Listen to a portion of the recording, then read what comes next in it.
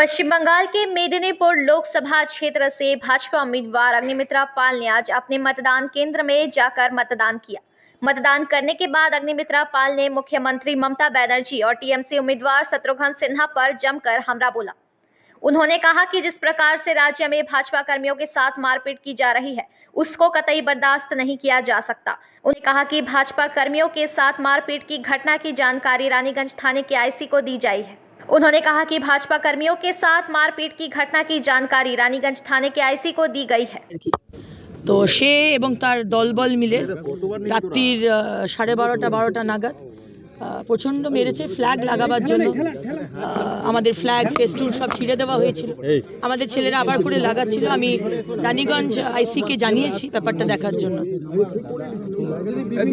অভিযোগ উঠছে যে বুথের বাইরে ইভিএম এর ডেমো নিয়ে সেখানে দেখানো হচ্ছে যে কোথায় কোথায় ভোট দিতে হবে। বিভিন্ন জায়গায় ব্যাচ শুরু দেখা যাচ্ছে। তৃণমূল কর্মীরা ব্যবহার করে নেবে।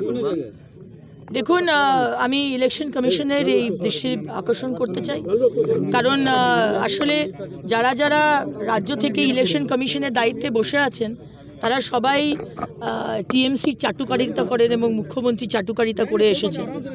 কারণ তারা ভাবছেন বোধহয় যে ইলেকশনটা পেরিয়ে গেলে আবার তো এই সরকারের আন্ডারেই কাজ করতে হবে।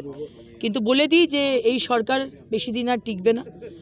26 অবধি মমতা ব্যানার্জিকে আমরা রাখবো না, তার আগেই আমরা তাকে বিদায় জানাবো। একটা অভিযোগ করছিলেন শত্রুঘ্ন সিনহাকে দেখা যায় না বা আপনাকে খোঁজ পাওয়া যায় না, এটা নিয়ে কি বলবেন? আবার তিনি ভোটে দাঁড়াচ্ছেন। मैडम प्लीज रिक्वेस्ट है, थोड़ा यहाँ पोल हो रहा है,